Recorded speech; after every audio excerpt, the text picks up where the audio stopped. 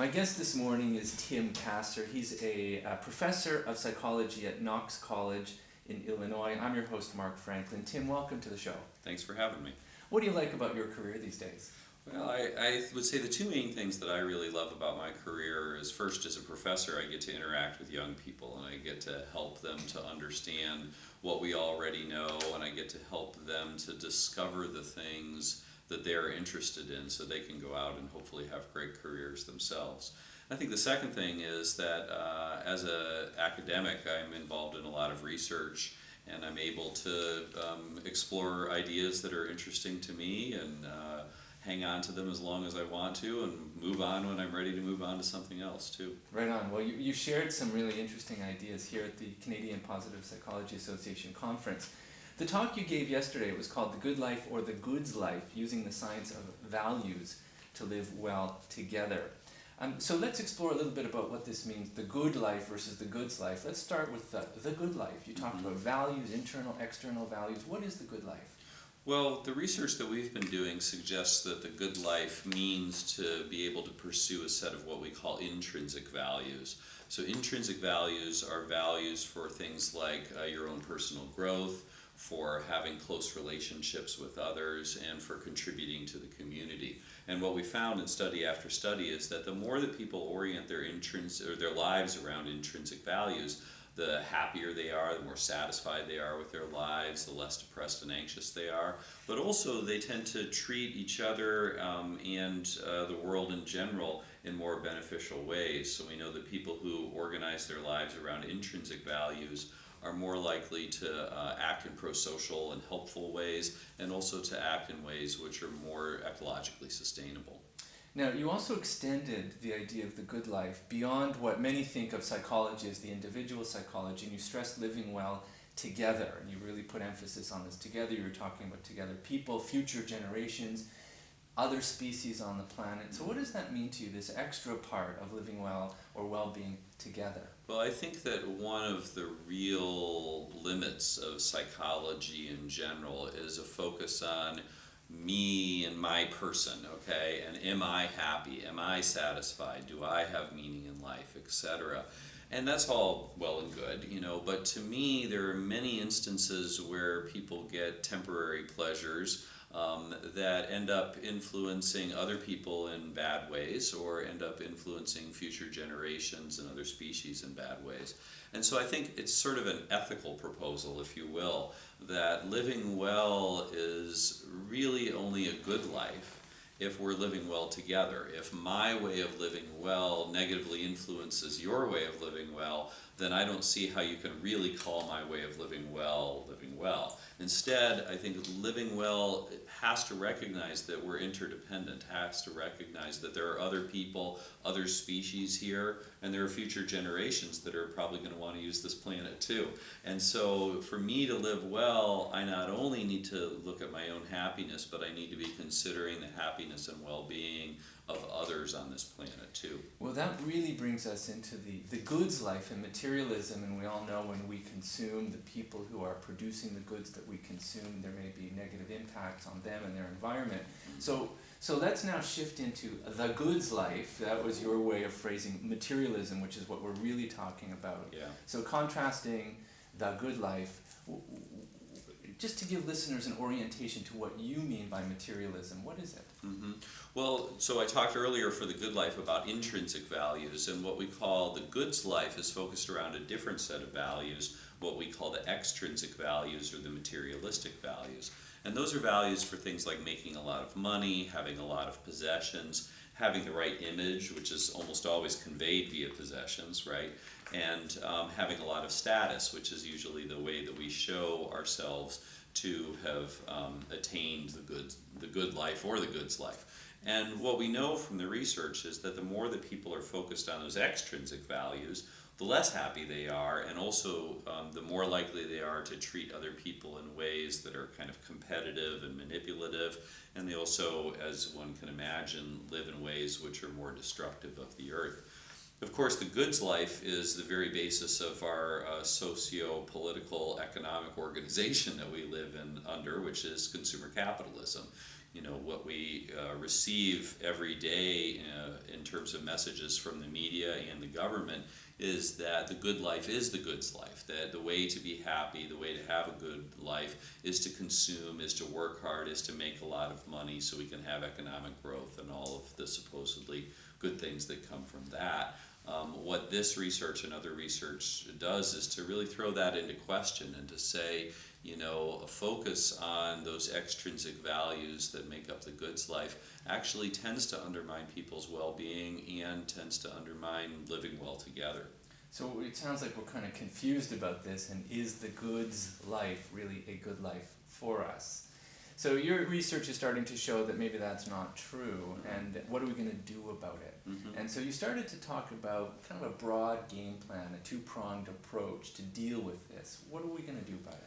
Yeah, well, the best way that I've come up with in terms of dealing with this dilemma is to understand first off what the causes are of people and societies focusing on extrinsic values in the goods life, and then to try to address those causes, to get rid of whatever it is that is in our personal lives or in our broader environment, which is leading people to adopt those materialistic extrinsic values. And then the second prong of the strategy is to increase the healthy values, to increase those intrinsic values, to make it more likely that people receive messages that those values are important, and then also to give people the tools in order to actually live those intrinsic values. It's very easy in consumer society to live your extrinsic values, but it's not as easy always to be able to pursue your intrinsic values, and I think that leads to frustration for people. Yeah. Now, a few different ways or means to do this. One of the things that you talked about with respect to that was advertising. And I know you feel strongly about that. The advertising, especially to kids, and trying to limit that would be one of those ways and means. Why is that so important to you? Well, I think first off, the evidence makes it very clear that exposure to advertising, exposure to television, exposure to marketing is one of the things that we know leads people to adopt materialistic values more. So, and if materialistic values are more problematic for people's well-being and for their social and environmental behavior, then it seems like that's one of the things that we need to address. So I guess I want to emphasize it's not just about my feelings, it's about what the data show. Yes. That that evidence is clear and strong thus far.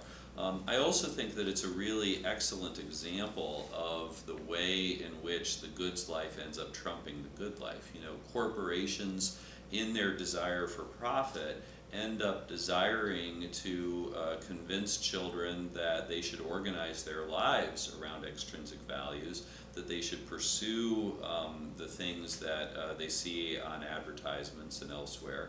And it's all about corporate profit. It's all about a company trying to make a buck off of your kid, trying to make money off of your kid, instead of considering what's good for children. And what's good for children is to give them the chance to grow up free from being the prey of corporations who want to make a lot of money. So in addition to limiting exposure to advertising, there were a couple of other things you talked about. There are interventions and there are indicators of progress. And this one really caught my attention.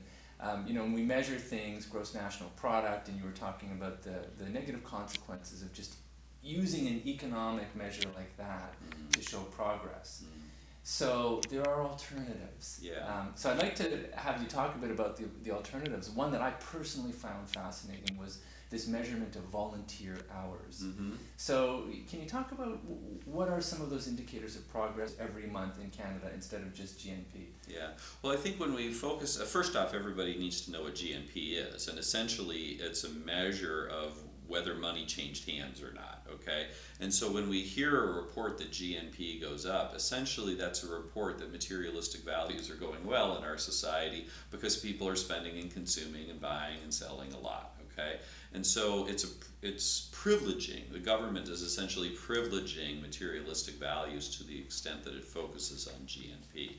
Now, we also know that GNP hasn't led to increases in well-being, and increases in GNP are also associated with all kinds of ecological problems. So what we need are some alternative indicators, and there have been a variety of different ones which have been proposed. There's been ones in Canada and Bhutan and England and France. A variety of different ideas have been put forth as to, well, what should these alternative indicators look like. They've also been alternative indicators at the city level. And essentially what those indicators do, as I understand them, is they take out the economic activity that nobody really would want. Okay, we have economic activity that arises when crime rates go up and we have to build more prisons. That actually contributes to GNP. We have economic activity when a corporation makes money via polluting and then you have to go and clean up the lake. That increases GNP. So they take out those kinds of bad extrinsic economic activities. But then they also put into their indicators issues which are outside of the marketplace, but which are also good for a country. So for example, volunteering, the time that you or I spend volunteering in terms of GNP is actually bad, because it means we're not working and making money, which then can contribute to the economy, all right? But what these alternative indicators say is, okay, volunteering doesn't contribute to GNP, but it is something which reflects something that's important, what I would call those intrinsic values. And so what these alternative indicators do is look at whether or not people are volunteering, because that is a measure of progress. It's about people investing their energy in their communities, in the people around them, in the environment, in whatever people are volunteering for. So there's other kinds of indicators that are involved in these alternatives too, but I think that's one of the really interesting parts of them. Right on. Well, let's hope policymakers take note. I know some of the questions after your talk were just around how do we implement these in policy. Yeah. So, well, I think if we have these indicators, then policymakers will need to respond to them with figuring out policies which help to activate and encourage those indicators instead of just focusing on the economy at all costs. We just have a minute, Tim Kasser, to wrap up. Let me bring it back to the personal. You've been contemplating the good life and the goods life, and from your own personal life, what can you share with listeners about making good choices in their own lives, around their careers, around their lives? What have you learned? Well, I would say the two most important things I've done in my own life that are around this is, first off, we chose to buy a house we could afford on one income. My wife works as well, but we really avoided debt. We have a modest home. We don't live in the most exciting part of the world necessarily, but that has really freed us up to be able to do a lot of other interesting things that we've wanted to do. And then the second thing is that I made a decision when I first started being a professor that I would only teach at about a 3/4 level and take 3/4 of my salary.